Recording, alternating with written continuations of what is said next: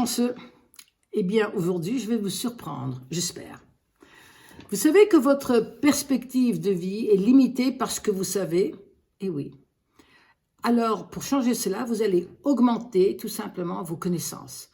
Et quand vous augmentez vos connaissances, vous allez agrandir votre esprit. Ce sont nos croyances et pas nos gènes qui contrôlent notre vie.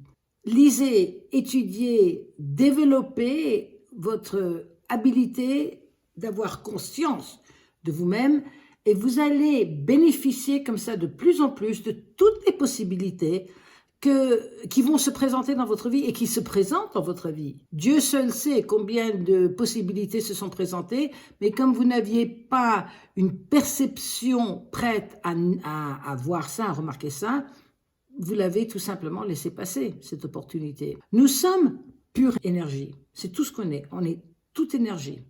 Et notre énergie est ensevelée dans une énergie universelle.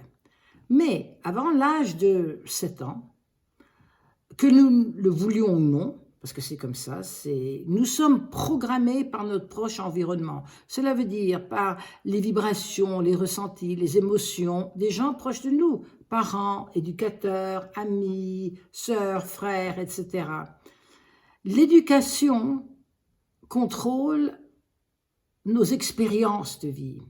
Et les études de culture cellulaire, de clones, ont démontré très clairement que des cellules génétiquement identiques, mais qui sont cultivées dans des milieux différents, par différents, je veux dire, dont l'environnement est différent, eh bien, ces cellules exprimaient des destins de développement complètement différents. Raison pour laquelle vous pouvez avoir 2 jumeaux, jumelles, identiques, qui vont avoir des vies complètement différentes parce qu'une personne va percevoir les effets quotidiens ou la vie d'une certaine manière et l'autre d'une autre manière. Et la façon dont ils perçoivent ce qui se passe dans leur vie va déterminer de fil en aiguille la réalité de leur vie. Et on devient le résultat de notre perception. C'est l'environnement qui contrôle l'ADN, pas nos gènes. Et pendant 50 ans, la science s'était égarée. Ils sont revenus sur le chemin et dans les années 90-95, la science de l'épigénétique s'est développée, est devenue très courant et très connue aussi, maintenant aujourd'hui. Et ceci est une très bonne nouvelle parce que ça permet à tout le monde, parce que ces informations sont ouvertes à tout le monde aujourd'hui grâce au téléphone portable, aux vidéos, que vous ne devez pas être la victime de vos gènes. C'est pas parce que vos parents avaient des maladies, que vos parents étaient alcooliques ou je ne sais pas, qui n'avaient pas une vie heureuse, que vous allez être comme eux. Pas du tout. Pas du tout. C'est une très bonne nouvelle. Vous pouvez être le maître de votre destin. Et beaucoup de gens, quand ils apprennent ça, ils commencent à voir ça plus en profondeur et ils se rendent compte que en paramétrant certaines pensées, en adoptant des autres pensées pour avoir des autres ressentis, que la réalité de leur vie change. Mais la nouvelle, parce qu'il y a toujours un revers à de la médaille, veut dire que certaines personnes, eux, continuent à être victimes de leur génome. C'est plus facile. On met la faute sur « mes parents étaient comme ça » et c'est pour ça que ma vie n'a pas réussi ou ne réussit pas. L'esprit subconscient, et nous sommes le résultat de notre esprit subconscient, qui est un disque dur et qui programme notre vie, tous nos comportements, nos ressentis, nos façons d'être, de voir, de percevoir 95% de la journée. 95% de notre vie est le résultat des programmes sur le disque dur de notre subconscient. Eh bien, avec ce qu'on sait aujourd'hui, c'est qu'en développant la conscience de soi, on a toutes les capacités, parce qu'on est né avec le don de choix, on arrive donc à dire « Oh, je ne veux pas ressentir ça. Ah, je ne veux pas avoir cette pensée parce que cette pensée me donne cette émotion me donne ce comportement me donne un résultat que je n'aime pas.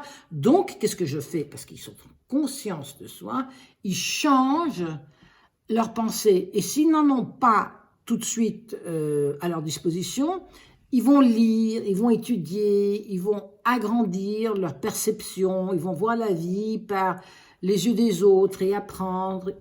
Et peu à peu, ou rapidement, dépendant des personnes, ils vont tomber sur des pensées qui vont servir leur but pour se reprogrammer eux-mêmes pour devenir et être ce qu'ils veulent dans leur vie.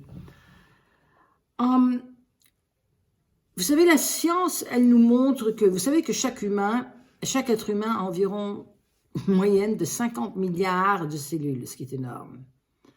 Eh bien, quand vous prenez chacun de ces organismes d'êtres humains avec 50 milliards de cellules et vous multipliez ça par les 8 milliards d'êtres humains qui marchent sur cette planète, cela forme un super organisme qui s'appelle l'humanité.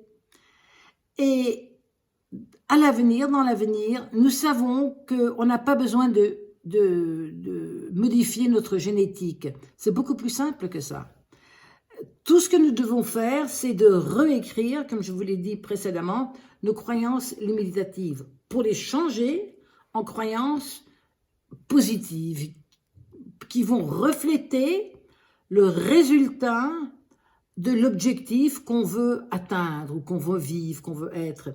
Et armé de cette connaissance du rôle de soi, parce qu'on est ici pour se servir nous-mêmes. Donc on a un rôle, et ce rôle de soi est très important dans la manifestation des désirs de notre vie.